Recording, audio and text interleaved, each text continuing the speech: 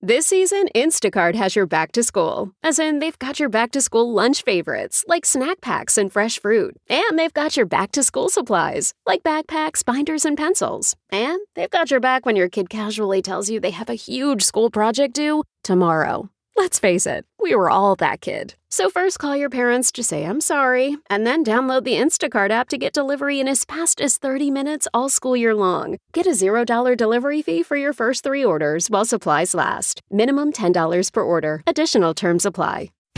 When you want to have fun and have scratchers to scratch, there's a playful way you can do just that. Scratch with the key or acrylic nail. Scratch with the quill from a porcupine tail. Use a belt buckle from your friend Lamar. Or scratch with your pick while you play guitar. You can scratch in a bunch of different playful ways. Scratchers from the California Lottery. A little play can make your day. Please play responsibly. Must be 18 years or older to purchase, play, or claim. Ryan Reynolds here from Mint Mobile. With the price of just about everything going up during inflation, we thought we'd bring our prices down. So to help us, we brought in a reverse auctioneer, which is apparently a thing. Mint Mobile Unlimited Premium Wireless. How to get 30, 30, bit to get 30, bit to get 20, 20, 20, bit to get 20, 20, bit to get 15, 15, 15, 15, just $15 a month? Sold! Give it a try at mintmobile.com/switch. New activation and upfront payment for 3-month plan required. Taxes and fees extra. Additional restrictions apply. See mintmobile.com for full terms. Introducing Carvana Value Tracker, where you can track your car's value over time and learn what's driving it. It might make you excited. Whoa, didn't know my car was valued this high. It might make you nervous. Uh-oh, market's flooded. My car's value just dipped 2.3%. It might make you optimistic. Our low mileage is paying off. Our value's up. And it might make you realistic.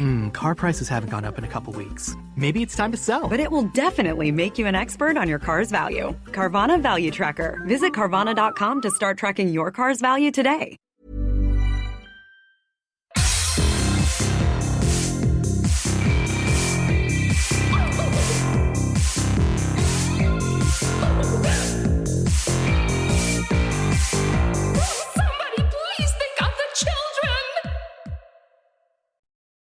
Fuck it. And welcome back to Scarred for Life, the podcast where we open up old wounds by looking back at the films that scared us as kids. I'm Terry.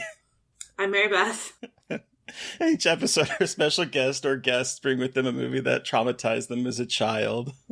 This week, our special guest is Sean Parker. This is part 2 of the Mostly Horror podcast interview, and Steve Goldberg is obviously also here with us, talking about another movie. Hello, we are excited to talk to you again, even though it's 2 days in a row for us, really. But, yeah. Hi. It's long time no see, friends. It hasn't even been 24 hours. This is I know. Yeah. Wow.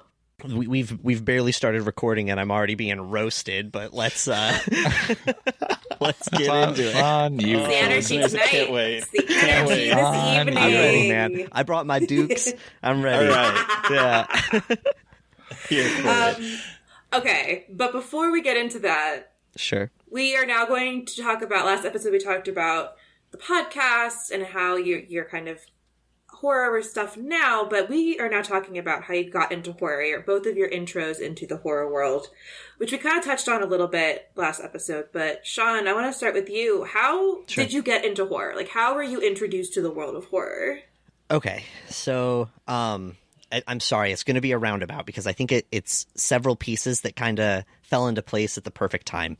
Hell yeah. Technically, the movie that I could have chosen for this episode, if I think it was on your list already as you've already covered it, but a movie that I could have picked is Scream, the first Scream, because one of my earliest memories in general, not just of the horror genre, but one of my founding memories is being about 3 or 4 years old. And I was being babysat by a older cousin, and me and 2 of my younger cousins were playing tag. I was being chased into the living room just in time to see Drew Barrymore hanging from a tree with stab wounds in her. Oh. And it's one of those things that are just, it's burned into my psyche. At the time, it was awful. It really, really messed me up. And I had like night terrors for years. I don't know if it was specifically that, but as a kid, I was scared of like everything. But I always had that like spooky bug. Like even though I was not the kid that wanted to hear ghost stories or watch horror movies, I loved Halloween. I loved Nightmare Before Christmas. I had a weird fascination, kind of like pressing on the loose sore tooth, watching Are You Afraid of the Dark? I would like watch it from behind the couch and freak myself out and have to turn it off or change the channel. But I kept coming back to it. So yeah, I think that those things were building for a long time, but it wasn't until I was about 10.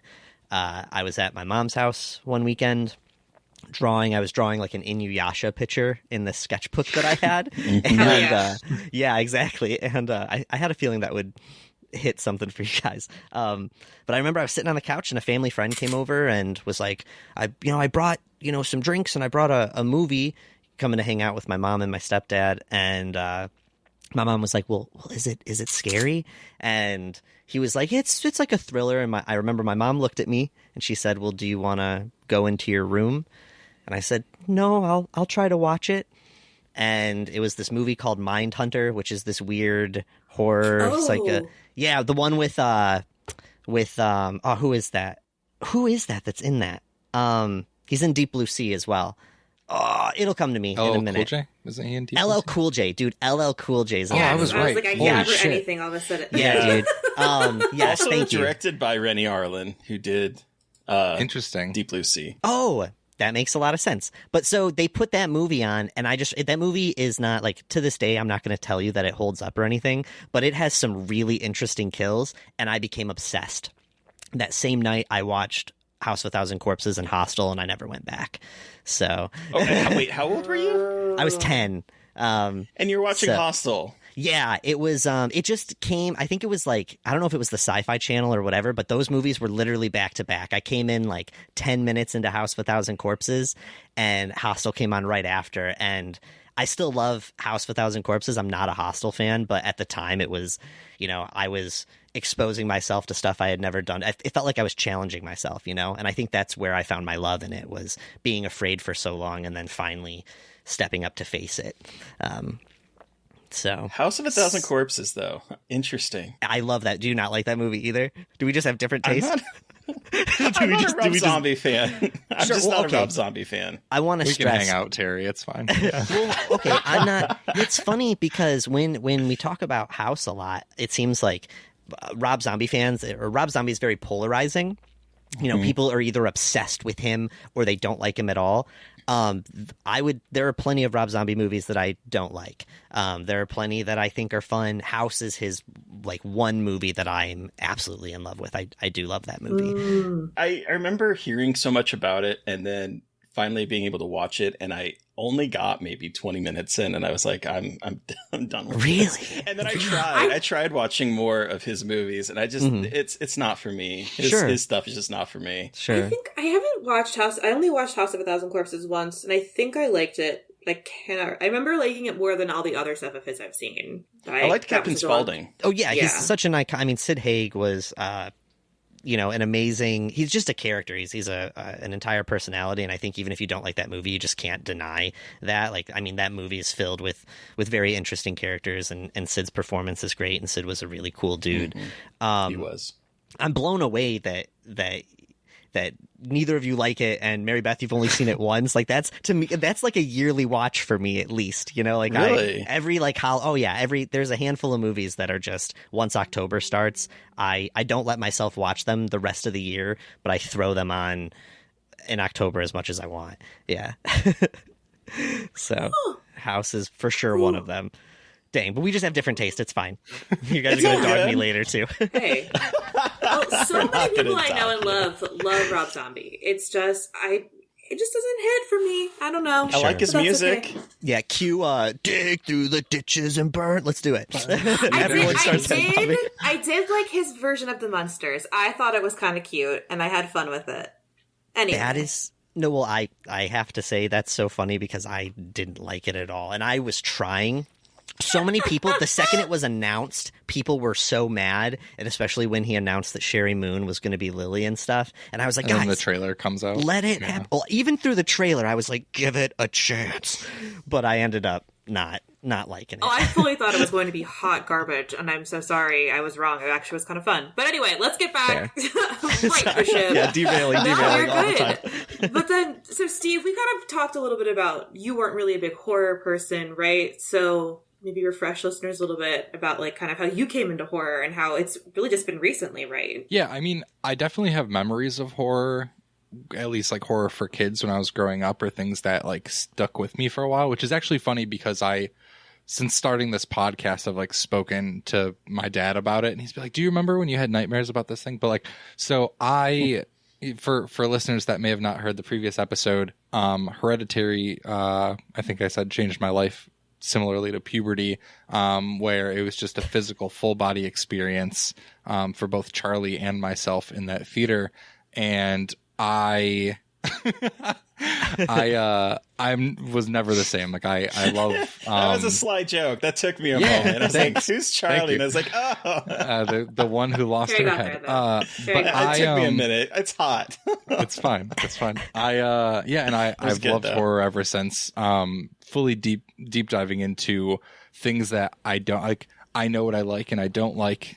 I don't like Rob Zombie type films. I don't like, torture porn and gore stuff, but like I love psychological art house, drama centric found footage, blah, blah, blah. But I do. So two things that I remember from when I was younger that this is the thing that my dad kind of reminded me of is, I think when I was younger, I had nightmares from watching Scooby-Doo. And I don't I think repressed a lot of my childhood. I don't remember. Nothing like my parents got divorced, but like nothing really bad happened in my life. I just don't remember shit from when I was younger. But I do remember having nightmares. And I'm pretty sure it was because I watched Scooby-Doo, and my dad is very like liberal and is not like, don't listen to that or don't watch that. But I think it was one of those things where he was like, maybe you shouldn't do that anymore. And I was like, yeah, probably not. I don't want to dream bad dreams again. I don't remember what it was from Scooby-Doo, but I'm pretty sure it was Scooby-Doo. And then the other thing that I remember, and I talk about this in the previous episode, is I've always been so uncomfortable by foaming at the mouth things. And one time, I think I was probably 11 or 12. And I was at my mom's ex-boyfriend's parents' house for Christmas. And they had this huge house, and I was just wandering because my parents were drinking or doing whatever. And I wandered downstairs. Just an open basement, like fully finished, but no one was down there. And the TV was on, and someone must have been watching Law and Order. At that moment, I stumbled upon a scene in Law and Order where a man had taken pills and he was just lying on the ground foaming at the mouth. I didn't know the context at that point. I stuck around long enough to find out that it was Law and Order, but that memory, like I'm sure if you Googled like Law and Order foaming at the mouth, there's probably like, a whole season dedicated to that. But it's probably hard to find that. But I remember that so visually, and it's always made me so uncomfortable. So those are like things that I know I didn't really talk about, like things that scarred me for life, but for sure that did. So those are two really, really, really early horrific memories that I have. Huh. Wow. The facial expression. I can't imagine. So specific. I thought you were going to say a lot of Cujo memories or something. Yeah. But then Law and Order. Wild. Yeah. Huh. Yeah. I don't have a lot of memories from when I was a kid, but that one is very like, I can still remember the fucking huge tube TV. And it was just yep. Every time he hears dun dun, he just panics. So yeah, I just like shake a little bit. He starts foaming at the mouth a little bit when he hears it. Actually, he starts foaming at the mouth, and then it just becomes this horrible cycle where he can't stop panicking. Yes, exactly. I'm so sorry. So do you? I'm sorry. Were you afraid of foaming at the mouth before that movie, or was that the movie that like is that like or that TV show? I mean, do you remember? I don't think I knew that could happen. Okay. I think that was me learning that could happen. Like I always like to have the glass half full. I like the glass to be full in general. And I think was just like your body works, like I I didn't think about death a lot as a child. I feel like Sean and I probably had such different childhoods, but I thought about death all the time. Yeah, well, I do now, but I didn't waste my childhood thinking about it. But like, I didn't like think. I didn't think that like things could happen, and so I saw a man foaming at the mouth, and I was like, "What in the fuck? You're not allowed to do that." And you that's mean you just didn't like lay awake as a child worrying about not waking up in the morning and worrying about dying as a child? Just us? Cool. Me for sure. But all it the only people happens. I care about dying? Oh, yeah. It only started happening in my mid-20s, thank God. Oh, man. Welcome, I guess. Yeah. Yeah, Jerry, hopefully that answers your question. Yeah. It does. I've always had just a fatalistic attitude towards death. Just like, okay, it's going to happen. It's going to happen. It's never. Cool. Well, congratulations. So I'll touch on this a bit. I need antidepressants, so. Me too. Well, so do I, but for different reasons. I'll take what she's having. Anyway. I grew up with my grandparents, and so I don't know when the concept was introduced to me, but I was just, it wasn't that I was afraid I was going to die. I was afraid that they were, like all the time. Yeah. And okay. Yeah. So the idea of like being dead or dying really quick has never really gotten me. But the idea of finding out that I'm dying, like I'm sick, and then losing the people I care about even when I was afraid, even when I was young, I just thought about like, what if I woke up and my grandparents weren't, like they died in their sleep or something. So I was obsessed with it. I do have that issue now as going into my 40s with like my parents and whatnot, like seeing the movie Relic from, what was that, 2 or 3 years ago? Like just destroyed me because dementia has run in my family. And so like, I definitely have that towards other people. But like today, the whole submarine thing is happening right now while we're recording. Yeah. And my coworkers are like, you want to still do that? It's like, yeah, I would love to go down. He's like, but aren't you scared of dying? It's like, well, it's going to happen. It's going to happen. But it's a once in a lifetime chance to go see and I was like, plus, I mean, you get crushed by the water. It's like instantaneous. Oh my God, like, Terry. Rationalizing all of this. What antidepressants are you on? I want whatever you're on. He's got escitalopram plus. That just sounds like Zen. I want that kind of. I want that. Oh, my issues are other things, but dying is definitely not on that list. Other people, yes, but I don't think I've heard anyone say that they would be down to go in that Titanic thing. I think you're the first one that I've heard. I would do it if it was like a different group organizing it, but like they're fucking they're Mad Catz controller and the when I saw that today, I was like, really? This is what you're paying $250,000 for? Is a tin bucket that's being controlled by a video game controller? This isn't Grand Theft Auto. What are you doing? Yes, I was about to say. I want to stress. I think the question of would you ever go in a submarine and would you get on this thing are different. Yeah. Like they're just different. Yes, you know? Absolutely. So I'd go on a submarine. Maybe it would take a lot of mental preparation. I'm not promising you I'm going to get on, but I'll think about it. I'm never getting on this fucking thing. Not happening. Yeah. No way. You have to unbolt me from the outside to get out. Eat my ass. Not happening. It's just not happening. Literally not happening. No way. No way.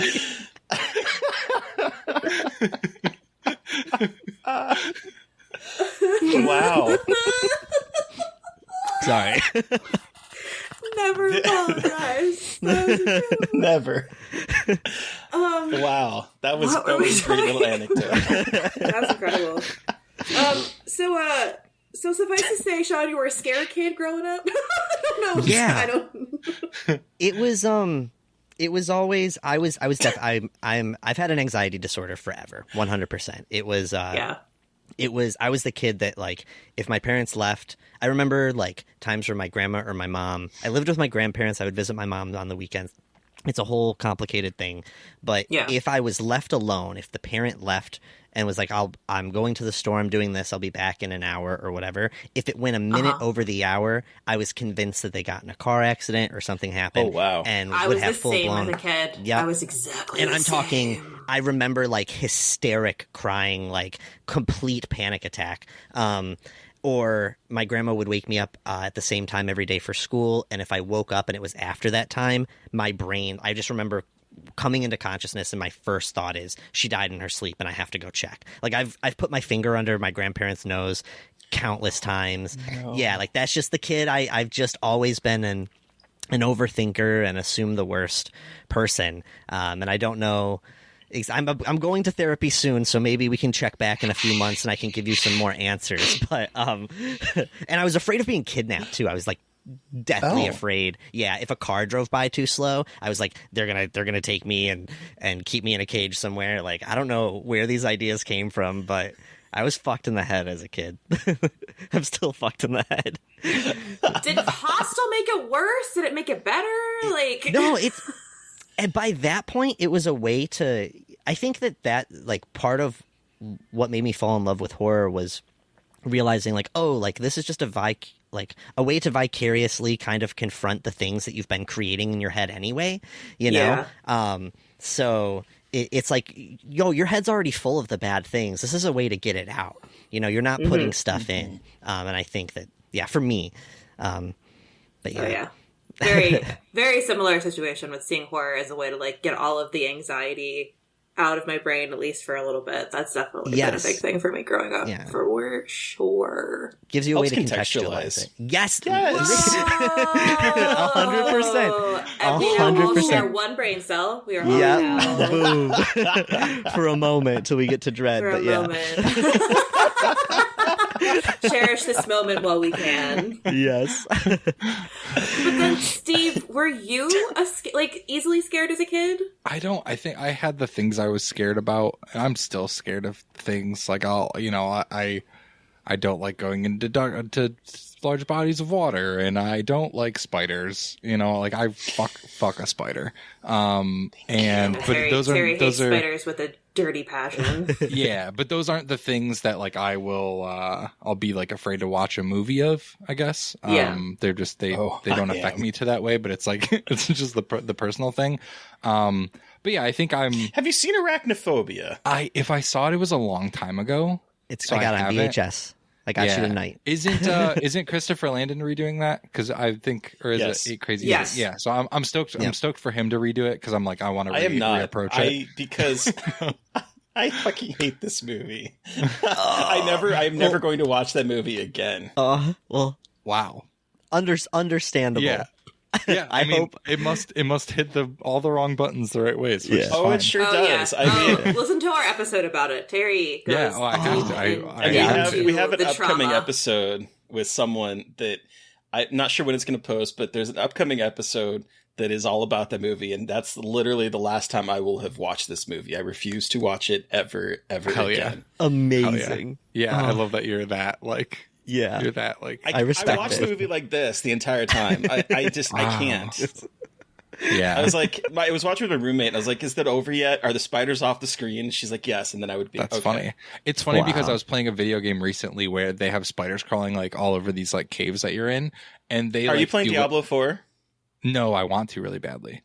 Oh, but that's my experience with Diablo 4. Yeah, I assumed the same. But yeah, I was like, I fucking feel creepy crawly now. Like I don't want to be a part of this anymore. Spiders are weird. Yeah, but no, I mean, I don't think I was scared that easily. I was very susceptible to jump scares. So that was like, whenever I would go see horror films with my friends, like that dragged me to see them before I was a fan of the genre, aka like Quarantine. Like every jump scare fucking got to me. That said, I've always been a fan of like monster films. Like Cloverfield is very much my shit. Came out, the January of 2008 before Quarantine did. So like that sort of stuff doesn't scare me, but yeah, very specific. I'm also curious, like in your horror journey now, like after you've watched Hereditary, what have been some of your favorites that you really... I know we talked a little bit about it last time, but like I know you said Hereditary. What are some of your favorites? Not necessarily that have scared you, but like that are your favorites. Yeah. Oh God, that's a good question. Hereditary solidified that Ari Aster is just going to be one of my favorites forever. So I love Midsommar, as he calls it, but I feel like that's kind of pretentious. I just call it Midsommar. So I didn't like Beau's Afraid. I wouldn't call that a horror film, but it's mostly horror. What There's else? a fucking spider in it. It does have a fucking spider in fucking it. surprise spiders. What other literally like no other horror film. Like, it was like Hereditary, and then like everything else has been fine after that. I will say we did talk about like Speak No Evil, and that's one that really like hit hard. That in Innocence from a couple years ago. Sorry, I should talk Speak No Evil. Oops, no, sorry. it's fine. I don't care. It's fine. You were jazzed about is... Talk to Me. Well, Talk to Me, I'm trying not to talk about. Yeah. That's, sure. That's Talk to Me again, just to blow smoke up Talk to Me's ass. Talk to Me's ass. That is as close as I have felt to the feeling I felt during Hereditary that I've had since in the past 5 years. It is so fucking good. So Talk to Me is very close. I can't to give you guys some context really quick, a big part of our show and just mine and Steve's relationship has been me trying to get him to have some fucking fun with some of these movies.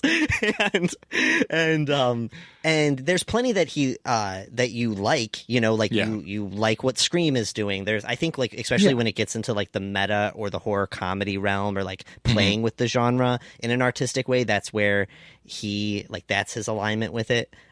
More off, stuff. Yeah. And I know it's I mentioned like, things that like bear the aesthetic, like this isn't horror and it's made for kids, but like Over the Garden Wall is fucking perfect. Like that's something that I would say is like one of my favorite things. And I know I mentioned this. Is that the one with where the gif of the pumpkin carving the pumpkin? Yeah. Is that from? Yeah. I've never seen it. I consider that horror adjacent / horror. Yeah, it's so mostly good. Horror. It's amazing. Horror. Yeah. It's weird. It's so good. No, it's perfect. The Innocence. Sorry, I'm like going through things that I've like rated The high. The Innocence is so fucking good. More people need to see it. It is so fucked up. It's going to be one of those movies that ends up on those lists in like 5 or 10 years, and everyone starts watching the kids? it because the kids in the apartment complex that have psychic powers and fuck with each other. It was great. It's really funny because the guy who directed that is Eskil Vogt, and it's funny because the same year he also wrote like one of the most beautiful like quasi coming of age films in The Worst Person in the World. And it's like insane that he was able to do both of those. I interviewed him and was like, what? He's like, I wrote The Innocents first. Like, that was the one I really wanted to make. That's the one I've been trying to make forever. And I was like, oh, shit. So, and it was just like, it was cool to talk to him about it because I was like, you also made me cry with The Worst Person in the World. Like, what the hell? He's like, yeah. But that's very much like that vein. So the vein of The Innocents, like, I love Yorgos Lanthimos. I love Fincher. So like Seven and The Killing of a Sacred Deer is like one of my favorite films ever made.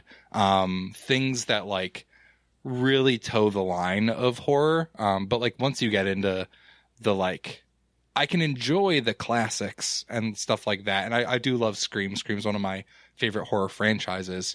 But I'm not like in love with Halloween or Saw or, like the big tent poles. That's just not my vibe. Not even Freddy. Freddy's cool. Elm Street. I like I like it, but I'm also like, again, I'll watch and appreciate an old film. It's very rare that an old film hits me the way that a new film will. It's again going back to like the contextual stuff. Like I don't think I could experience one of those films the same way that other people have. Like I've watched almost all of the Alien films except for 3, which is funny because I love Fincher and I fucking love those. Like I got out of them and I was like, hell yeah, aliens. I was so stoked. But I feel like, the Nightmare movies are just like, that was fun. I see why people like it. What an interesting premise decades ago. Wait, have you seen Don't Look Now? Don't Look Now? Yeah. Donald Sutherland. No. The Nicholas Roeg film. You need to watch it. You will change your perspective on based movies. on like what you like. Said. You need to watch it like tonight. I will. I'm writing it down right now. Don't Look Now. No. Nicholas Roeg. Okay. And it stars Donald Sutherland and Julia Christie. Yep. Okay. Okay. Have either of you seen it? No, I haven't seen it either. Oh, it's gorgeous. It's a gorgeous fucking movie. Incredible. Okay. Like it will, Steve, it will scratch an itch for you. I promise. Yeah. I mean, listen, I will watch an old film and I will enjoy it. Like it's funny. I know, you were just, but it's very funny because I'm like, this is so your, very, like, it is specific. just very specifically your shit, like in what you like. I know I've only talked about it for like a total of 2.5 hours, but like, I feel like it will be very much your shit. Yeah. I'm gonna send you a tweet at like 1 a.m, like, yo. Yeah, sure. yeah.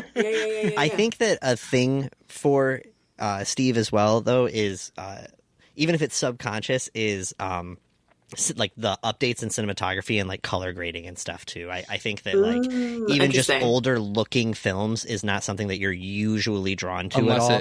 Unless it serves the story in a particular way. Like a great example of that is like The Devils. The Devils fucking slaps and it's insane, and like the fact that it looks the way that it looks just adds to it. And you like will, you will love You're Don't gonna Look like, Now. You are going to I don't love wanna, what they do. Build it up and then you're like, it's okay. I'm not even looking at it. Yeah, I'm not even looking at it. Don't look anything about it. Don't look anything about just watch it. Just know that it has the best sex scene in a movie, and it is a really good movie. Oh shit! All right. Incredible sex. Really, it's great. I'm sold. Yep. But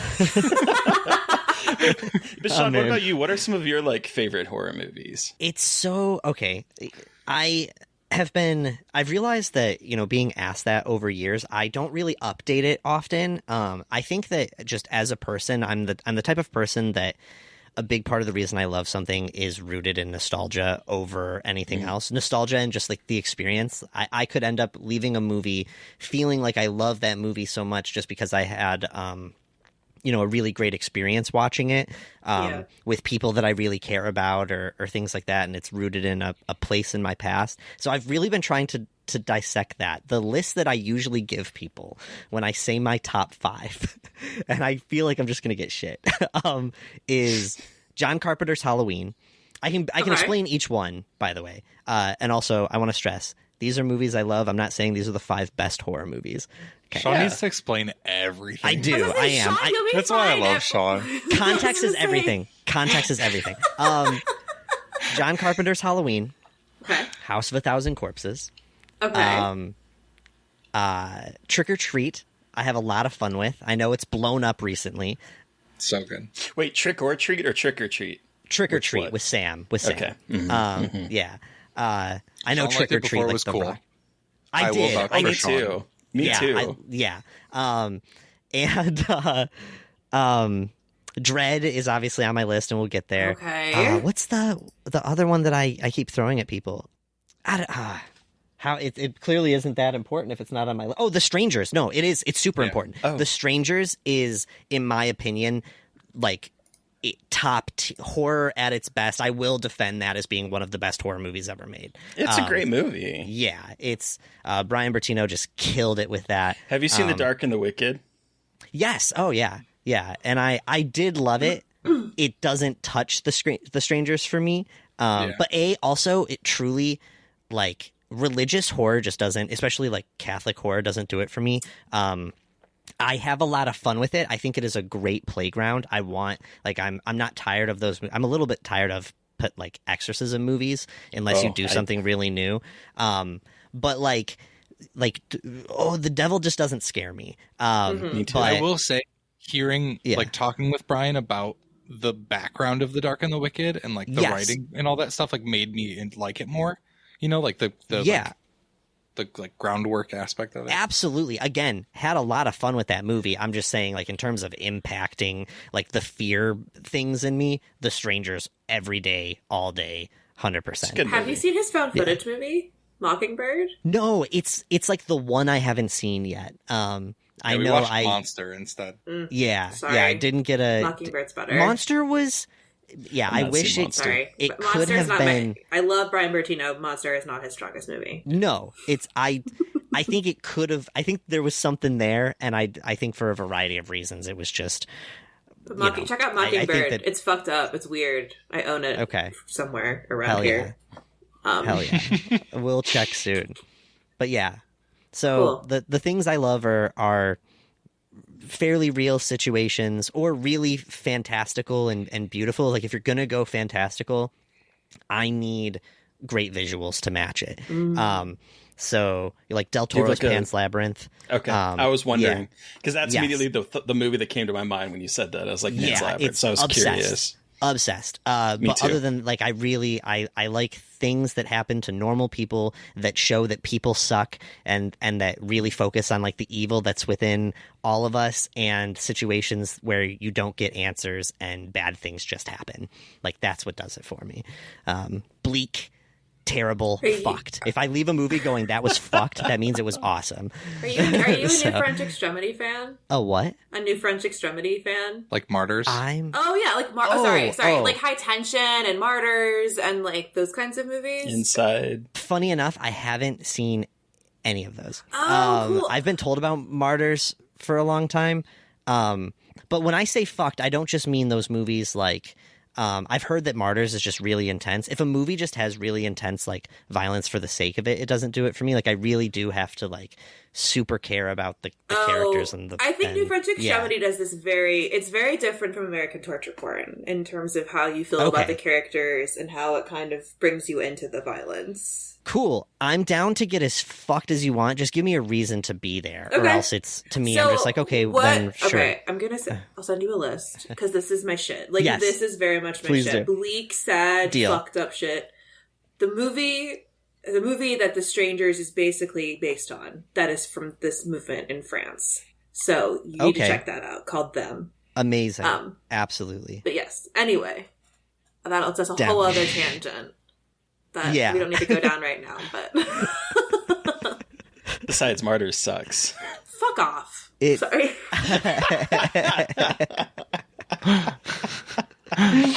She says it with love. It is with love.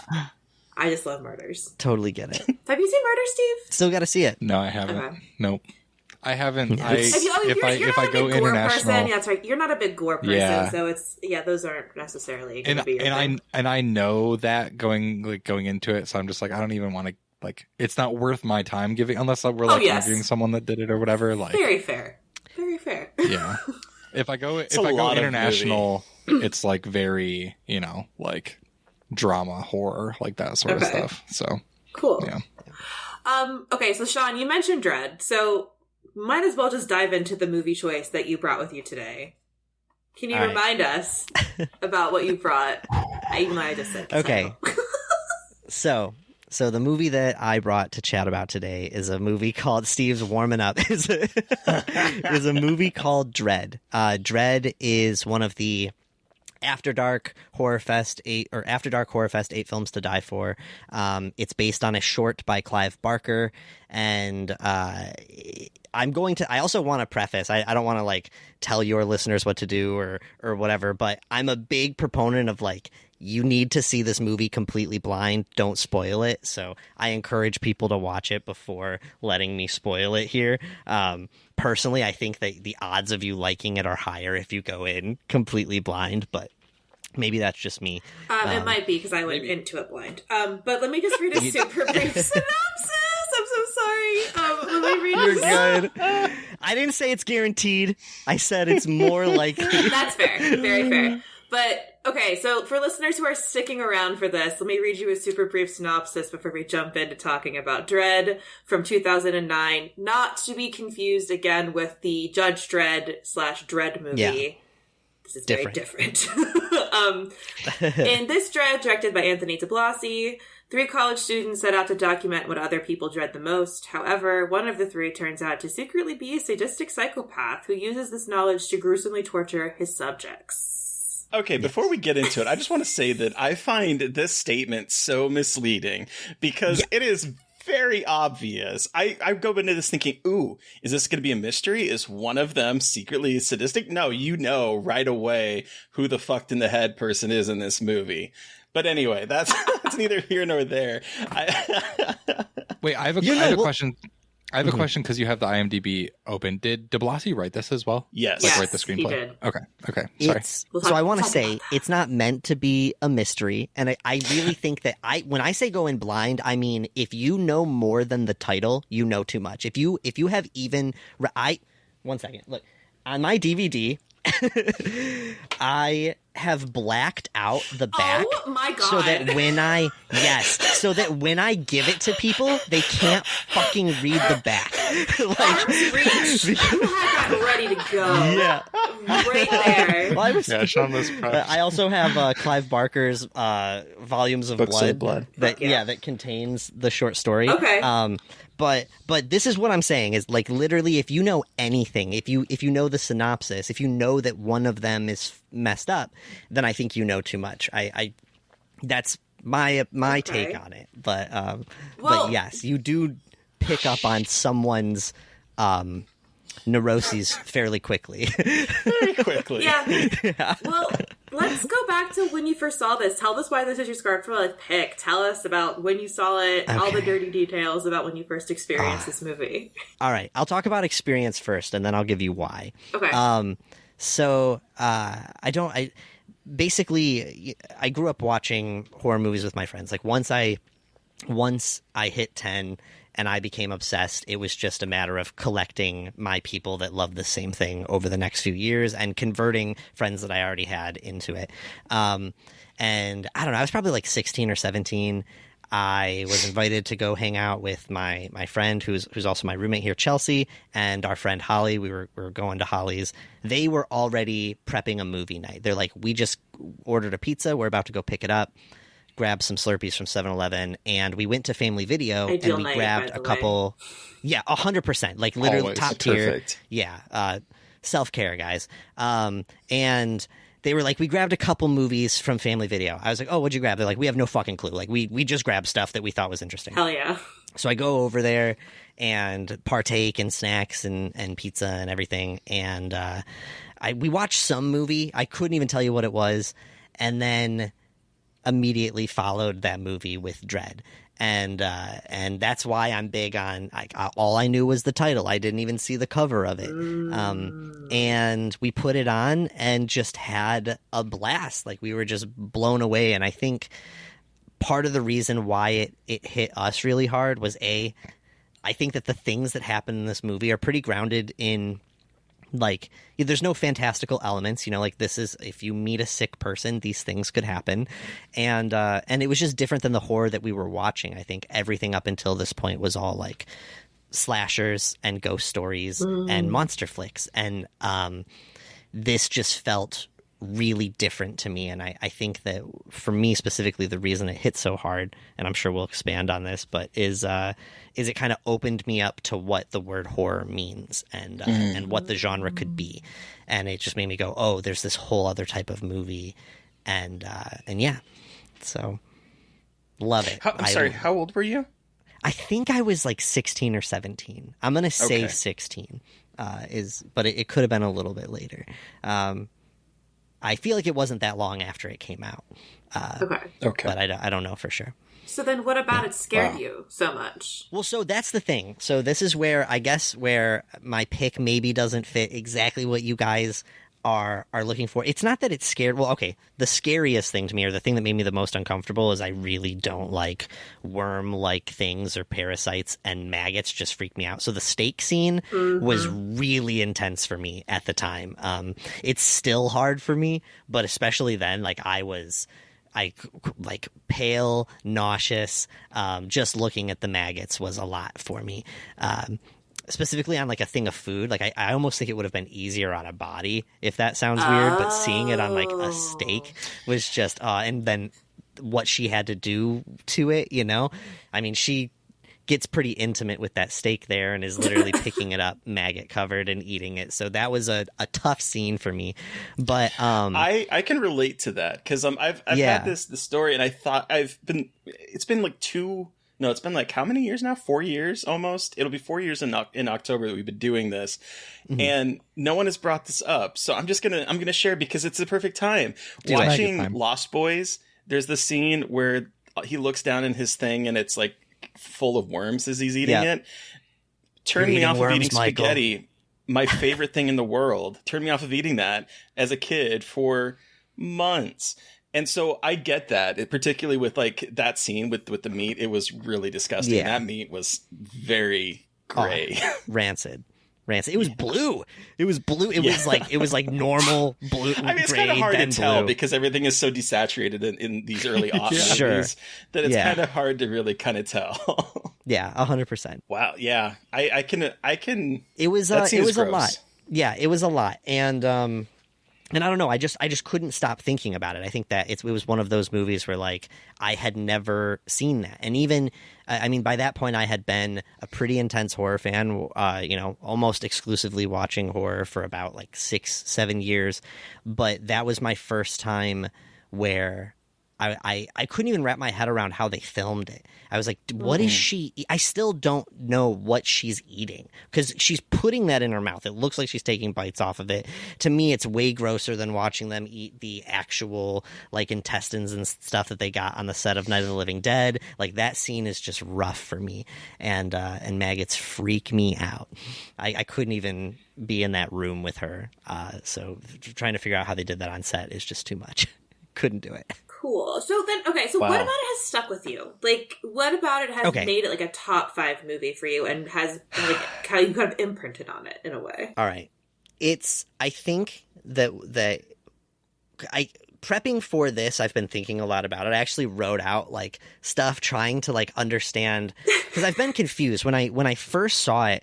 Truly, this has been confusing. The past few years have been kind of confusing. When I first saw that movie, I showed it to friends, I showed it to like family at the time, like I showed it to people and everyone reacted intensely. Like they either really liked it for the reasons I liked it or they hated it, but not in a it's a bad movie way. They hated it because it was fucked and intense and whatever. And it's only been recently that a few, like Steve was one of the first where I was like, oh, he didn't like it, interesting. And that was like getting to know him. And yeah, so I've been trying to figure out what it is that does it for me, and I really think it's that for me it's a chapter in my appreciation of the horror genre as a whole, which is something that I care about a lot. It just made me look at the genre differently and what it could do. I think before then, I thought that the goal of a horror movie was to be scary, was to give you an experience of fear, and how good it was dependent upon its ability to do that. And then obviously as you watched more, your threshold for that grew. But I think watching Dread made me realize like, no, horror is a space to talk about a lot of things. And like a horror story can just be something that's horrific, and horrific and scary are not synonymous. You know what I mean? Like not necessarily. Yeah. It's just a fucked up story about people. I think it's about people not being able to cope with their issues and desperation on figuring out a way to do that and sort of what we're willing to do to find the answers and to escape our dread. And everyone in the movie does that. Everyone is doing that to some degree and in different ways. So I think it basically my short answer is it changed my appreciation of horror and made it grow even more. But also, I think it just lines up with a lot of my mental issues, if that makes sense. Yeah, for sure. What you're saying though about like it kind of opened your mind to what horror can be. I think that's something that comes up a lot when we talk about these sort of formative horror movies. Because it's like, for me, it was seeing Alien for the first time and understanding that Alien, like before that, was like 1950s flying saucers, lasers, Vaatu or whatever his name was from the day the Earth stood still, like all of this kind of stuff. And so going into that and then realizing, no, this is not that friendly alien movie. This is like something that is vicious and gross and lives inside of you. It is something that is completely outside of what my mind can understand as horror. And it kind of sent me down this trajectory. It sort of sounds like Dread is a similar venue for you, where it's like it opened up what you think of as horror. Yeah, 100%, 1,000,000%. Did you see The Strangers before this? Yes. Yeah, I totally did. And I mean, The Strangers did it. I was looking for things. By that point, I had, You know, there's when you first get into horror, I think, especially when you do it as a kid, any horror, anything creepy or weird is interesting to you. And as you start to get through and like learn tropes and see similar things over and over again, they start to be less effective. So anything that was pushing further was interesting to me. So if it was pushing further and like that's the most realistic killing I've ever seen, or attack or gore, you know, if this killer is, you know, if we're learning more about this killer, I don't know, it just anything that was different and pushing on that edge. And I just feel like Dread at the time with what I had seen was one of the biggest pushes. And also, like I was talking about earlier, it was just we had a really good night, you know, like it was just like, watching it with two of my good friends. And overall, it was just like impactful. And then I made more memories showing that movie to people. So I think it's just formative in my relationship with horror and the people that I love it with. So did you introduce it to Steve? Is that how you saw it, Steve? Yes. Oh yeah, I wouldn't have watched this otherwise. Right, but here I want to stress, okay, because I remember this specifically because it pissed me off. I'm going to try to not shit on it while we watch. No, so listen. So this is what happened. It's not like, oh, Steve, we have to watch this movie, and I put the movie on, and he watched it, and we talked about it. I talked about the movie, and then I found out one day that he put it on when he went to bed because I had talked about it, and we like whatever, and he fell asleep halfway through the movie because he put it on like laying in bed, like whatever. Like that's what you told me at the time. You said you put it on and you fell asleep, and you're like, but I'll finish it, I promise. And you, yeah, I don't know if I would have fallen asleep during Alien. I think I'm not saying you would have loved it, but I think that if we had watched it, like maybe you wouldn't have been at like I don't know. I think that watching movies in bits and pieces or like getting a different experience. I think that you kind of ruined your chance to even like it, though I would still bet that you probably wouldn't have liked it. I don't think I would have liked it. I think that I probably fell asleep because the movie is a tad boring. But boo. You know, I honestly should stop putting on like thunderstorm sounds when I go to sleep and just toss Dread on the TV. Whatever. Look, yeah, that was my first experience, and then I rewatched it fully. Unfortunately, to no avail, but I did give it a good old college try. Listen, I know that you guys are interviewing me. What do you think of this movie? And you lay out some stuff and I'll see if I can debate it. Okay. Be honest. I'm going to be honest. I am nothing if not honest. But so here's the thing. When I was watching this, I was very excited to see this, that someone picked this movie, because it has been in my queue for a very long time.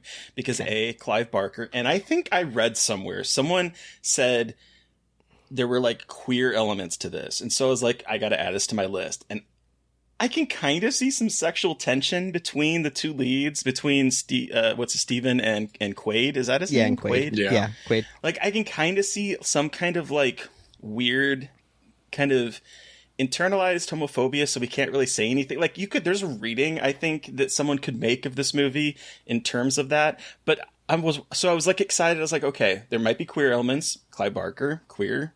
I'm like, maybe this will be good. And I just kept thinking, I have to agree with Steve. I was watching this going, this is kind of boring for a long period of time. I'm like, when does this like torturous stuff kind of start happening? Because it's like I thought it'd be more in line with that, and then it finally does happen, and I was like, this feels very of a time. This feels very of the early aughts, coming towards the tail end of like the torture porn franchise, or the like Saw. Like this has a Saw ending. The ending of this feels very Saw-like. I'll agree with you on that. Yeah. And it definitely feels like it is pulling, like it's desaturated. Everything is like has that kind of dour look to it of like the early aughts that they were going for. It has sort of it turns into torture porn towards like the midpoint of the film. Like there is definitely some elements to it of that time, and I just kept thinking this feels very edgelordy. Really? was my reaction to it. Yeah. Mary Beth. and then I'll go for everyone at once. Be real. I'm sorry. I don't want to. Oh, I'm sorry. No, do it. This is like my birthday. This is what I should have gotten for my birthday. This is a fucking joy. I just want to say we don't like roast films really, or like speak. We rarely like speak badly because we don't like talk about film specifically on our show. So we just like, if we don't have anything nice to say, there's no reason to even like critique. So getting to like fully like critique a movie like Dread, is just it's fun. A plus. Yeah. See, that's what we do on like our little mini-sode. We only talk about, we usually 90% of the time only talk about movies that bring us joy that we want to share with other people. Yeah, but it's like, when it comes to the interview, it's whatever the guest brings, and I'm not gonna lie. I'm gonna be my truth. I would hate if you did. Mary Beth. Sorry to cut you off, Mary Beth. No, I'm trying to be diplomatic here. I'm not asking for diplomacy. I think we should also say we both like Anthony de Blossie's like latest, like Malum. Really enjoyed. So it's very weird to me that this is based on a Clive Barker short story, and like I read a bunch about de Blossie. Like he has like a bunch of like intern with Barker and executive produced Midnight Meat Train, which was like the movie I imprinted on and showed everyone in high school. So like weird connection. I liked Last Shift. I liked Malum a lot. This is just. It is a movie that does not feel like a real movie, is what I texted Terry.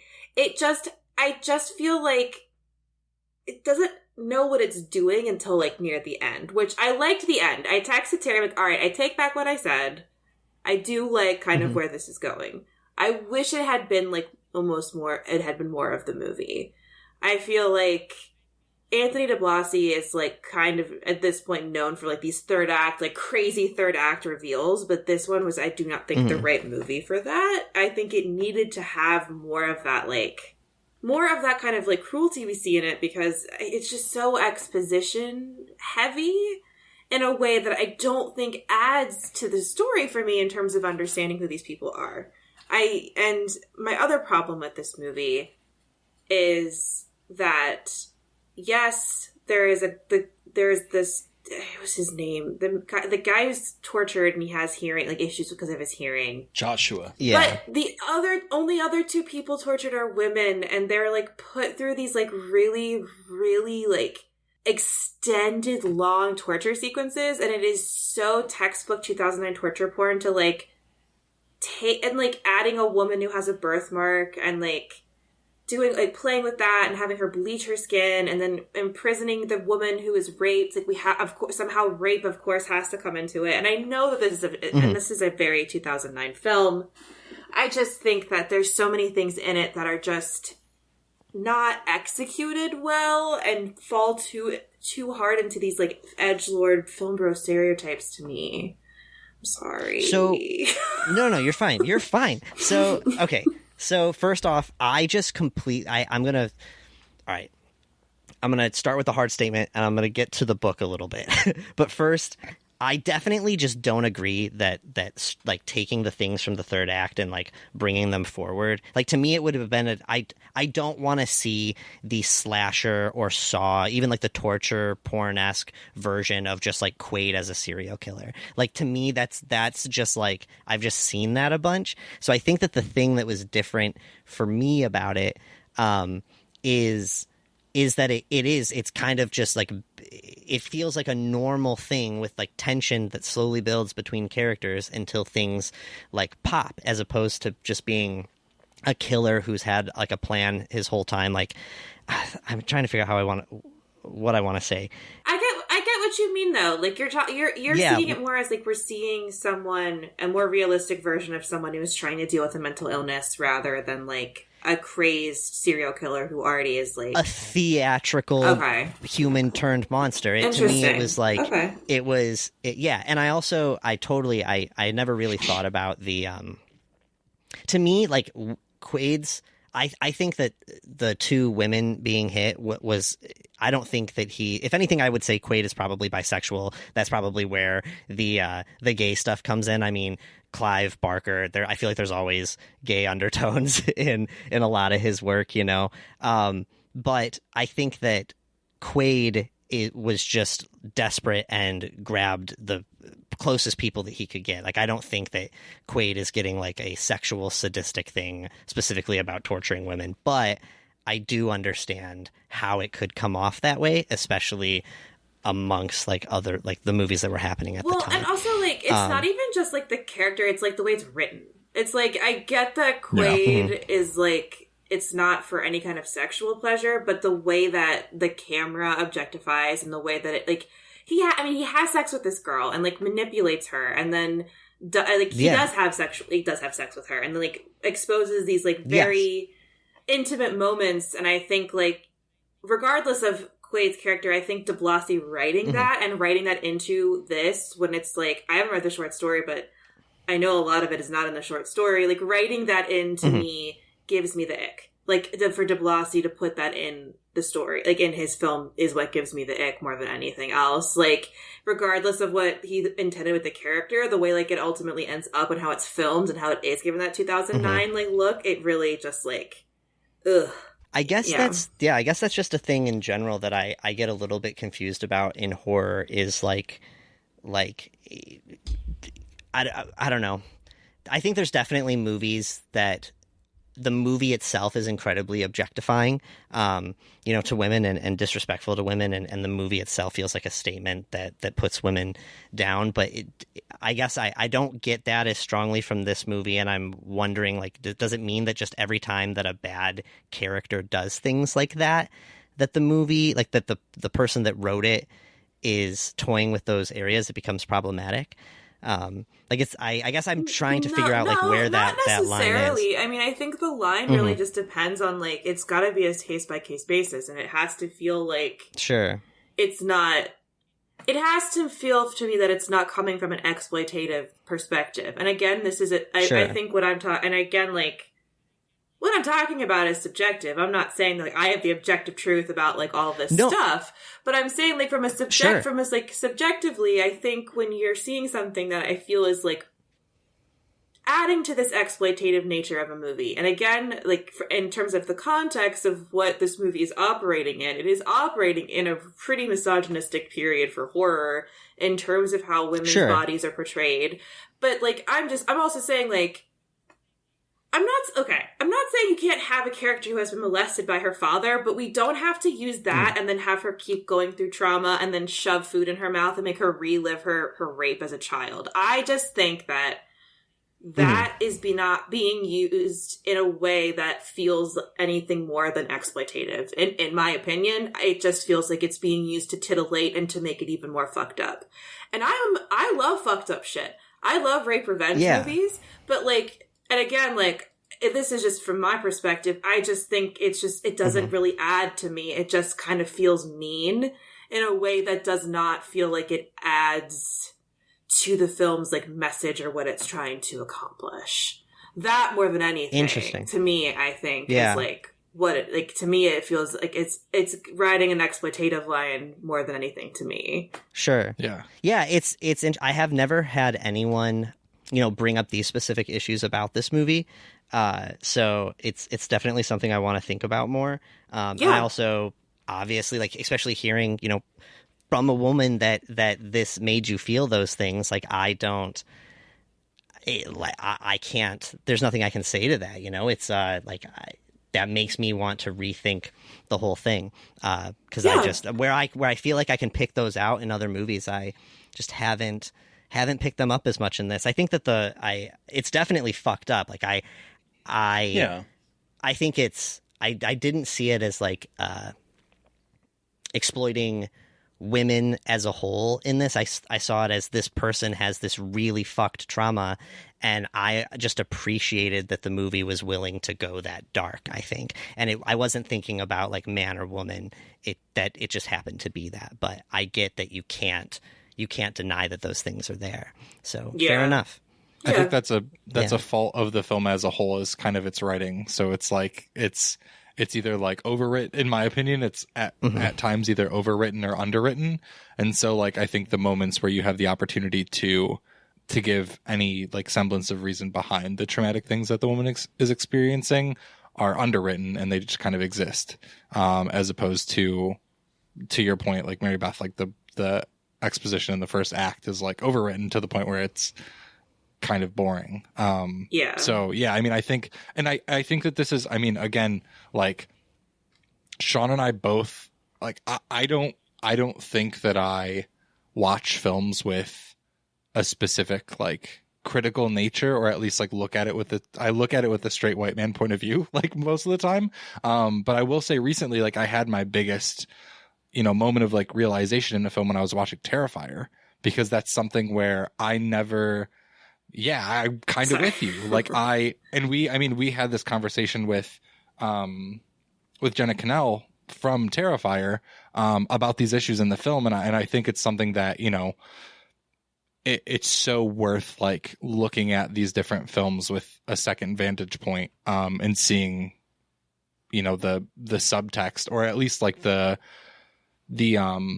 subconscious subtextual things that are in there, whether it's like internalized misogyny, which is I think a big thing in Terrifier and possibly in this too. I obviously I'm not gonna like call someone a misogynist unless it's very blatant, but I think that's what it is with those like mid to early 2000s films, is like internalized misogyny by male writers who maybe are early in their careers and haven't had like industrial experience in the industry to allow them to have a viewpoint to kind of expand how they're writing or like fix it. Yeah. I think about like this time in movies and the way posters are. For instance, we have Quarantine, and we talked about that with our last recording about the way the poster is framed. We have here, which is a naked woman cowered in a corner. And then I think about movies like Captivity that like focuses on the female's face. Like it is definitely, this era of movie is definitely putting a lot of weight on women in peril and almost mixing it with like sex. Like there's no sex coming from Jennifer Carpenter on that picture, but the way the picture is framed is very much like she's down on all fours. She's wearing, as Mary Beth had said last night, it's the tight kind of shirt. Like it is the way the gaze is framed. And I do feel that in this movie, but it's also the reason why Mary Beth and I have a very big disagreement about Martyrs, because I don't like the direction that Martyrs goes as well. And it's because of female characters that don't have agency. And I don't feel like the characters in here really have agency. Well, okay, so... And I think that's where my problems come Sure, so I have a couple of questions, and I feel like I want to state them all instead of one by one, and just kind of throw out like where my brain might be kind of confused. I am confused about why Martyrs would be completely different unless it's just about the element of... Because Martyrs is a rape revenge story, right? Am I wrong? It's not. It's a revenge, but it's not rape revenge. It's not rape revenge. Okay, all right. Then I guess toss that. But then I'm curious about your guys' thoughts on like 80 slashers and just the slasher genre in general, because I would think that those are way more objectifying than the like, I see what you're saying, especially with Quarantine, like looking at the poster. I don't think I get it from the whole movie as much as you guys have been talking about, but the poster, I'm like, okay, I see what they're saying. I don't get it as much in Dread, but I have been newly introduced to the concept that it's even there, so I need to relook at it. But yeah, so I'm curious about your guys' thoughts on the slasher genre. And then, isn't removing people's agency like part of, like, it's a horrific thing? Like, I think I know what you mean. Like, I think that there's movies that do it in a way that are like entirely meant for the male gaze and are done either blatantly or subconsciously by like misogyny in the writers. But I don't know. I think that like it, to me, it makes sense with this story that like that's what Quaid is doing, because that's like what happened to him. You know what I mean? So to kind of answer both your questions, because I am a huge slasher fan, but my favorite slashers are actually Nightmare on Elm Street. Like that is a series, and that one I would say does not really have that same sort of issue that like Friday the 13th did, where it's like this idea of people, hot women getting naked and showing their boobs. Like that happens a little bit in a couple of the Nightmare on Elm Street movies, but that one is, I would say that one does not fit that sort of stereotype of That's fair. what we think of with the 80s slashers. Not as much, for sure. Right. But I can absolutely see, particularly with like Friday the 13th and movies that were aping that style, it is definitely tits and ass, and it is definitely focusing on the women being terrorized and running through the forest. Mm-hmm. Completely agree with you there. When it comes to like agency, so like I think for me in this movie, we have Quaid and we have Steven. They both feel like they have agency in this movie. The two women that are in this movie do not. They are basically there for... They're love interests. They're fuck sex. buddies. They're That's love the interest. problem. Sorry. No, so they're sort of relegated to that. And when we look at the kind of torture that is enforced on all the characters, it is predominantly, in terms of like length, it is focused more on the one woman scrubbing her body and pouring bleach all over herself, or the other woman being starved for like a week. And so there's like a preponderance of focus on that, vice the one guy who just has his eardrums blown out, which is horrible, don't get me wrong. But in terms of like the sustained amount of period, there's a difference between the way the movie kind of punishes the men versus punishing the women. And so I think that that's sort of where my issues come. I want to definitely add to that, because I mean, I've written a lot about like how the horror has a lot of problems about like misogyny, and I just have a pretty big eye for it because, one, I am a woman and I've had a lot of lived experiences of being a woman, and I also wrote my master's thesis on rape revenge movies and how the world has looked and like the male gaze. So like I am aware that I am like more programmed to look for these things in movies as well. And like I can still watch movies, like some of my favorite movie, like I love some of these movies that are absolutely terrible in terms of like misogyny. I'm not saying a movie is unwatchable or bad if it has it. I just think it's important to talk about it and acknowledge it, because absolutely, I think like we're not going to get, like, I'm not going to be able to watch shit if I don't want to watch any misogyny and horror. And, like, contextually, you can, like, like, I know this is about horror. And that is just because of the way the world it works in contemporary to context and changing whatever. But I will never, like, fully discount, not never. I will almost never fully discount a movie on, like, misogyny stuff, unless it is, like, rampant. But in this movie, I want to add on what Terry was saying too, is like it is about the two guys. And if we had like branching perspectives of spending more time with the female characters, if we had more time like getting to know them as characters and not just as like these kind of sad sack add-ons that are used to make the two men feel better about themselves sexually. I'm being harsh, I apologize, but that's whatever. And then they're both at the end, like, and you know, even the guy who gets Josh, he gets to come back with an axe and get revenge. But these two women are either left tied or in the hospital.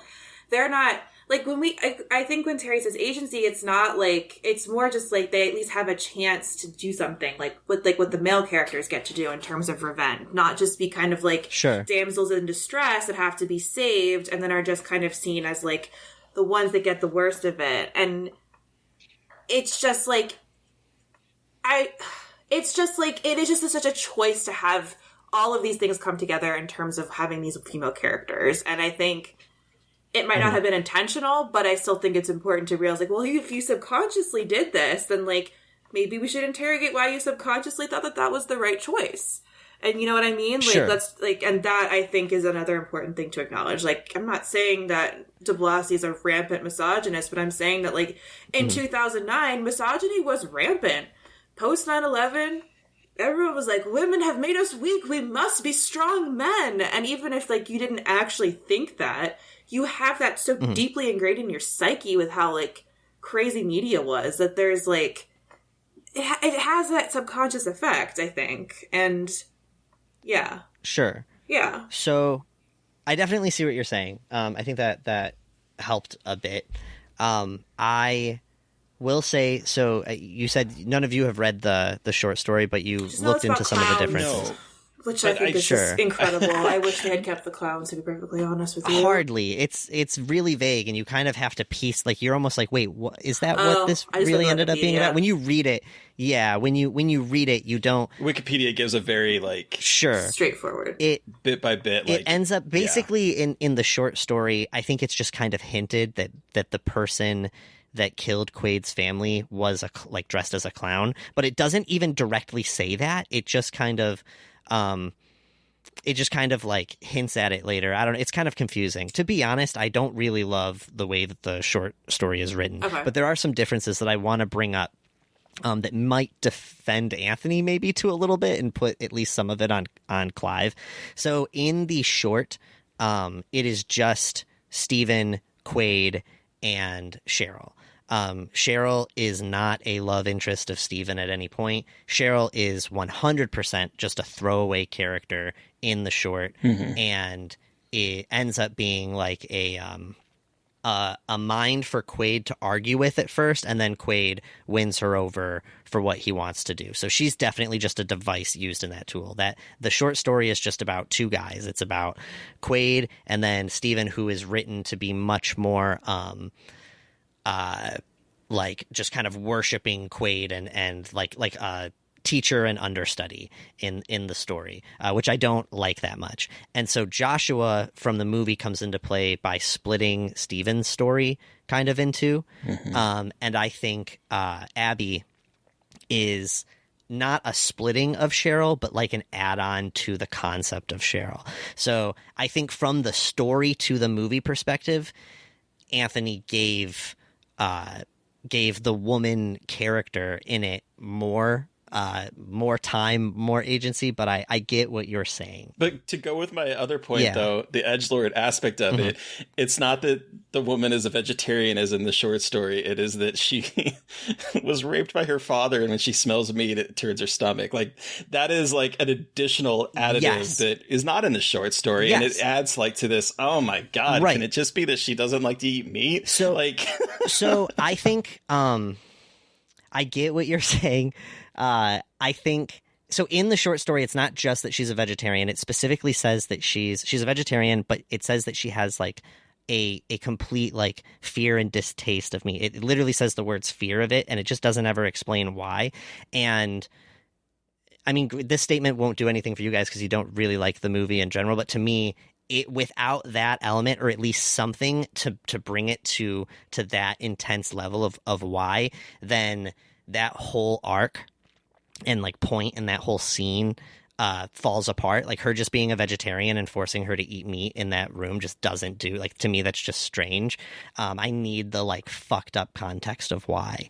What if her dad choked and died on a steak? That's goofy. To me, that's goofy. I'm not saying. I just feel like there's something. I mean, like, I understand wanting to add like an extra layer to it to make it even more, but I just, as someone who is just like, I don't think we need to like, I am not by any means a person that says rape should not be on film. I think rape is an important thing to portray in movies, 100%. But in situations like this, where I do feel like it's not used in a way that I think is, it just, again, it feels exploitative, in my opinion. Sure. I think that's why, you know what I mean? Like, that to me is a use of it where it's like, I just think there are other things you could have done, and if that is the most titillating thing you think you can do to a woman and all this, and like, ooh, maybe we should interrogate that, like pull that apart a little bit. Sure. And again, sorry, just one more thing, sorry. And like, again, contextually, it is adding into a pile of movies contextually that just continuously are like, you were raped, so that's why you're fucked up. And it's like,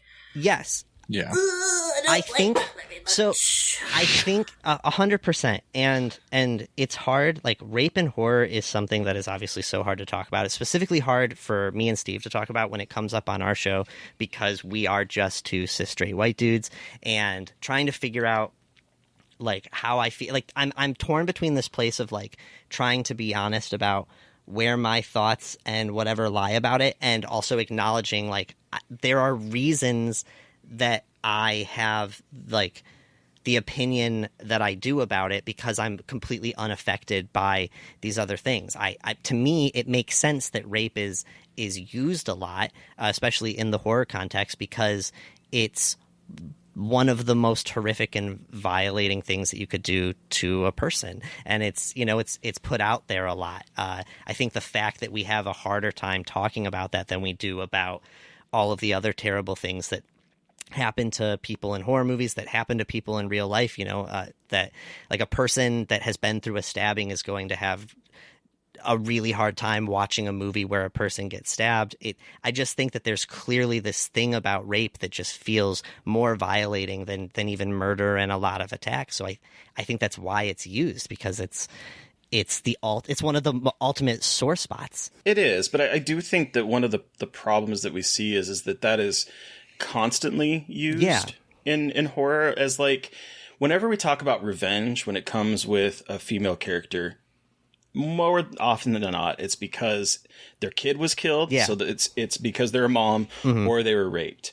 And like that is where a lot of that kind of trauma comes from. And we don't see that on the male side. There's a million reasons why a man could want to go on revenge in it. It doesn't have to necessarily be because he is a father or because he was sexually assaulted.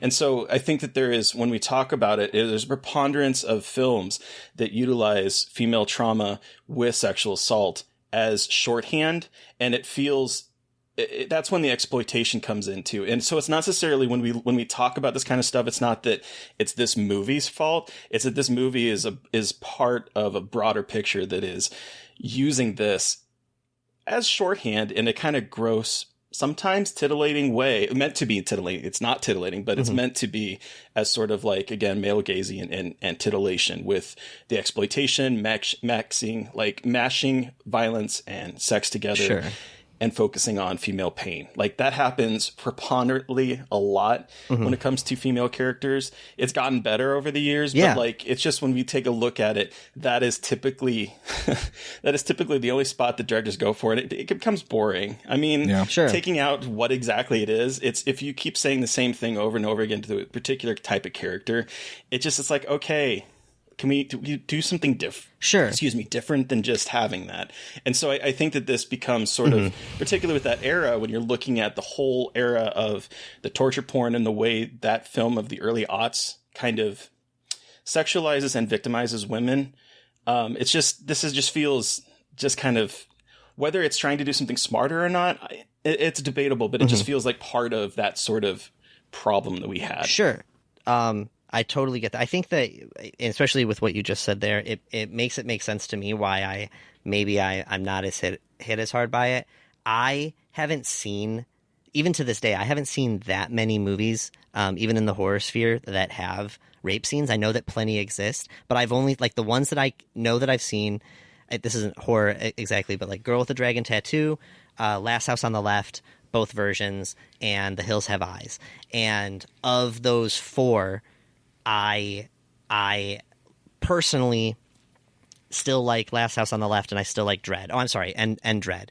I don't like the way, like, I personally am made really uncomfortable. I'm made uncomfortable in a different way by the way it's done in The Hills Have Eyes, and I just wasn't super interested in the Girl with the Dragon Tattoo personally. But what I'm saying is, like, I haven't been overexposed to those things, so for me they were just really intense moments that I wasn't getting anywhere else. I didn't see these movies after seeing a ton of horror movies that were filled with them, if that makes sense. But absolutely, it's important to acknowledge that the genre is filled with that, and like you've been pointing out, that specific time period was filled with it. And it's not like there's like horror, it's not like it's, there's a lot of sexual assault in horror films, but it happens to like all genders. Like there's a lot of sexual assault in horror films, and it's mainly women. I can't think of any that aren't women. So like that's really like the root of it. I think at the end of the day is it's not like it's a very directed, specific thing. Sure. Whereas like murder happens to everyone, stabbing happens to everyone, decapitations happen to everyone. Is that not reflective, though? Like, is it I guess I'm almost like, because horror is supposed to be, a lot of things. It's supposed to be like we want to use it as a progressive tool. It's also a mirror. And while sexual assault happens to, if we're talking real life, sexual assault happens to men, but it does happen to women significantly more. Like, to me, it just makes sense that it exists more in the horror space. And that's why I think it's so, that's why, because it, like you said, it is such a, the sorest spot, or like something that makes you more uncomfortable than a stabbing or a murder. Because it is so specific, you have to treat it as a writer. If you're trying to do something, in my opinion, important or worthwhile to watch, you have to treat it with a certain amount of respect. And so I think that's the root of it is, like, in my opinion, de Blasi doesn't treat it with a lot of respect. It's simply a footnote, as opposed to like the film Revenge, which is obviously a different POV, like, whole different bag of marbles. It is treated with this other level of respect. I think you can add, the woman is a vegetarian because when she was raped, the meat thing, but there needs to be a level of contextuality and writing done to make it feel like it should exist there, and there's no reason for it to exist there. Like, it is simply for him knowing that a woman being raped is bad, so I'm gonna put that she was raped in the movie, and that's it. Just knowing that it'll elicit that response. I don't know, I guess when I think of rape as a thing that happens, it's a thing. It's just this terrible thing that happens to somebody for no reason when they're living their life. And I don't know. I guess I'm trying to understand, does that mean that the only way, like, what if not to explain her character and to give the impact that the moment has later, then what is an appropriate way to have rape in a horror movie that isn't a revenge story in any way? Is that the only way that it's appropriate? That's a genuine question. I don't think it's that way, but I also think that it's used very glibly by a lot of people. I think that it's used as a plot device and a way to frame a woman, and it's the only way, like one of the only ways a woman can be traumatized. I know this is not something new I'm saying, but like, it's used so glibly that I think that's the issue, is that it's like the plot device for women. It's like the plot device for women a lot of the time. And like, I don't know, like a lot of like the male characters in this are given a lot of like other explanations about the depth of their trauma, but hers was just like, my dad had sex with me and my mom didn't know. And I was like, you're not, like, can we get, like, a deeper look at that? Like, I think just, like, throwing in, like, it just feels like a little dash of trauma when I think if you're going to use rape, you gotta, like, think about it. And, like, look, I'm coming at this as someone who, one, has done a lot of research about this, and two, is a rape survivor. Like, to bring it down, sorry, but, like, just, like, bringing that in here, my perspective is also very different because I have had that lived experience, and I don't really want to, like, again, I am someone who doesn't mind seeing it, but when it's used, but I am much more kind of critical of how it is used and how it is approached because of my lived experience. And I think that, like, it's important to be able to kind of, like, point out, like, hey, do we have to have that be the thing in all of these movies? And, like, why is it being used? Like, why is that? Like, I want to know why. Like, why is it being used? Why is sexual assault the thing that needs to be used? And if there's an answer to that question, I think that's great.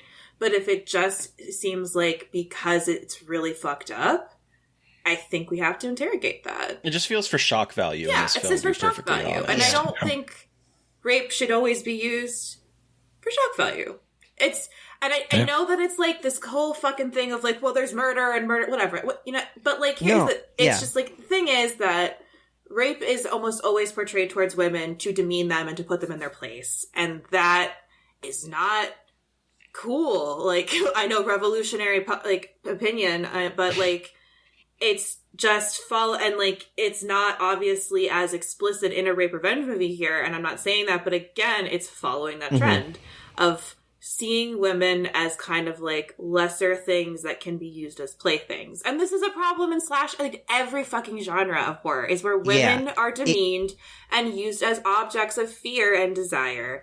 And that means that when fear and desire intersect like with sex and violence, like with rape, it's the perfect thing to put a woman through to be scary to women and kind of hot to men. And it's gross. And, like, that's the problem, is, like, when you start interrogating that and you start thinking about that, you realize how much of horror is predicated on, like, those kinds of fantasies, and it's really fucked. But, like, so, again, like, in pointing it out, it's just, like, important to kind of acknowledge that, like, where these movies fall into, like, a history of this stuff, and how, like... Yeah. And like... Again, I am not saying we don't need, like, rape is something we should never portray. I by no means will ever say that. I think hiding these things is, like, the worst thing you could possibly do. And not having movies about these things is the worst thing you could possibly do. I just think there just needs to be more thought behind it and a little bit more intentionality, which is why I love, like, female-directed rape revenge movies or movies that handle male sexual assault. Because, again, like... It happens to everybody, but it's not looked at, and that is, again, a whole other can of worms to, like, not, like, probably not the best place to discuss here, but that's a whole other can of worms of not listening to all survivors. And I think that's shifting now, and I think there's ways you can portray, like, there's a movie called Candyland that has male sexual assault portrayed in a really fascinating way that I think is really important, and I think that there are ways to be, like, having these discussions. I just think they need to be more careful and a little bit more intentional with what they're doing, rather than just like, we'll throw this in to shock or like be scary and be fucked up. Like, that's the sole thing. Yeah, I 100% agree. I guess it seems like in every single way about this movie, I just had a completely different experience than you guys. Like, I just don't see it as a throwaway. Like, it doesn't feel like they don't feel like throwaway characters to me. That moment doesn't just feel like a shock moment. Like, to me, this is one of the better ways. Granted, I haven't seen a ton, but one of the better of the limited that I've seen. So I want to stress, I'm saying that to stress that I agree with every point you made. I just didn't see those issues in this movie the way that you did. Like, that's what I'm trying to understand and see. We're not going to solve the issue of exploitation in this conversation, but fuck, I was trying. Yeah, I think Quaid exploited her 100%. I'm trying to wrap my head around the movie being what did it. So I just got to think about it a lot more, I guess. Well, on that somber note, I think we should wrap up. Yeah, give us our rating out of 5. Terry, do you want to go first? How many pieces of rotten meat out of 5 do you give Dread? Or rotten steaks, pardon me. So, taking out all the conversations that we have, I do think the biggest problem for me with this film is the fact that it's the same problem I find with a lot of short films, where there's a lot extra added to make it into a feature length when the story is supposed to be just kind of read and moved on.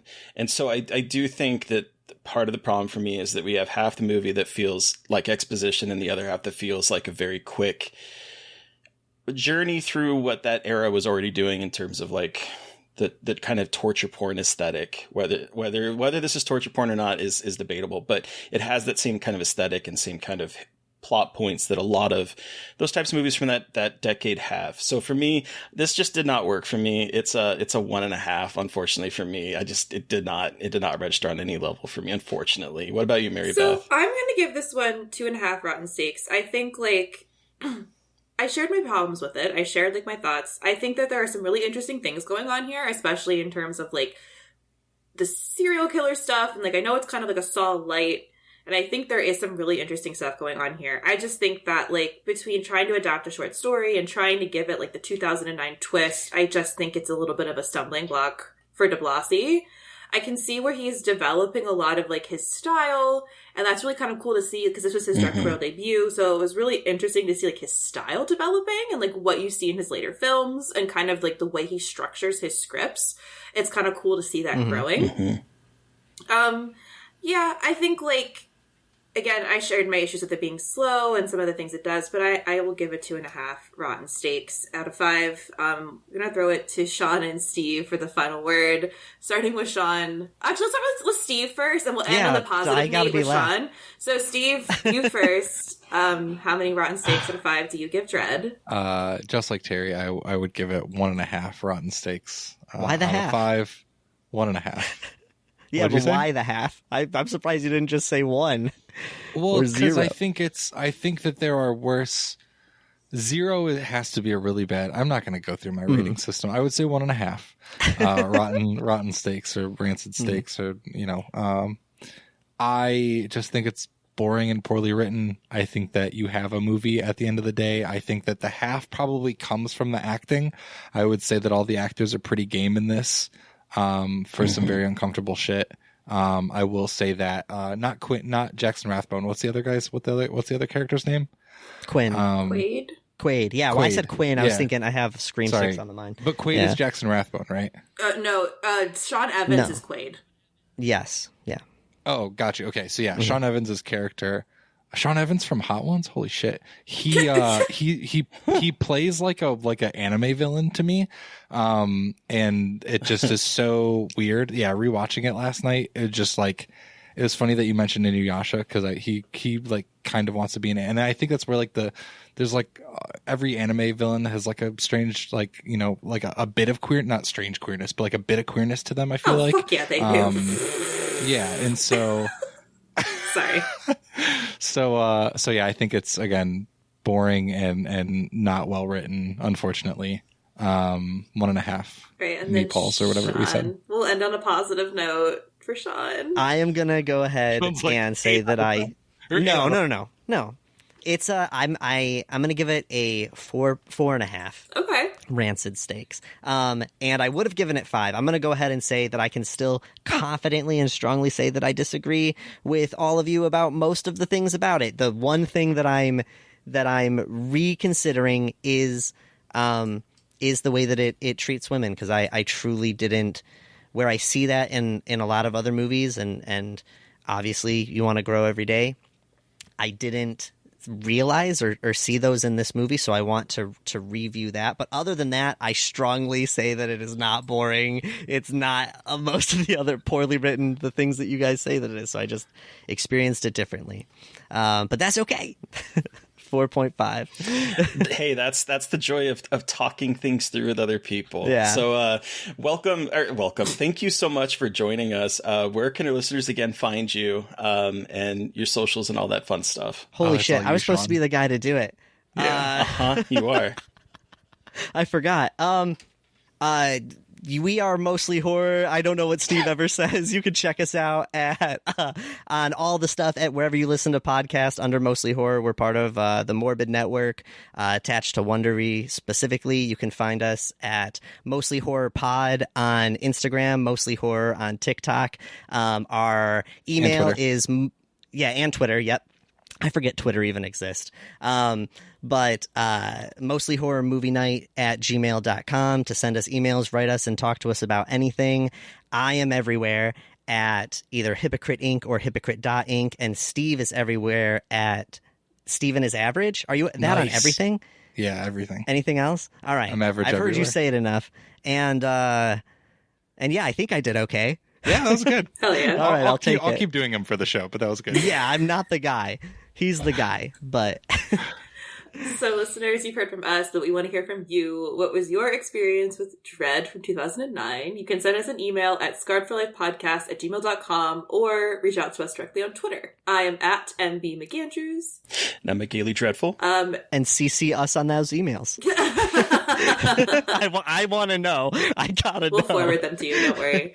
All right. And of course, don't forget to follow the podcast on Twitter at Scarred Podcast. And please don't forget to review, rate, and subscribe. And if you want to help support us, we are on Patreon. Thank you to Eric Power for our artwork. Thank you to Sean Keller for our music. Thank you everyone for listening. Please stay safe out there, but most importantly, stay creepy. And until next time.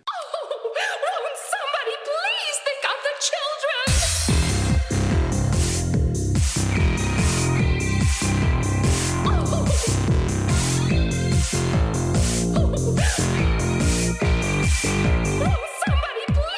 of the children!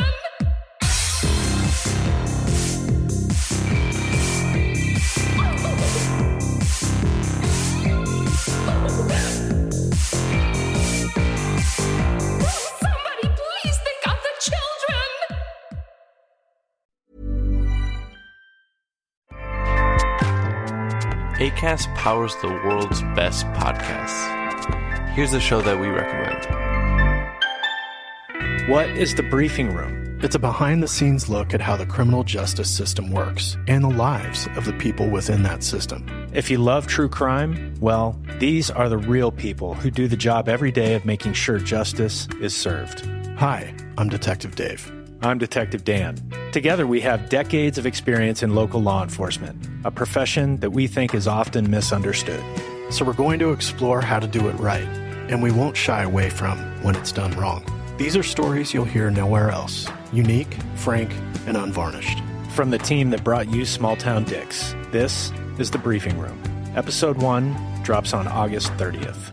We'll meet you in the briefing room. Acast helps creators launch, grow, and monetize their podcasts everywhere. Acast.com.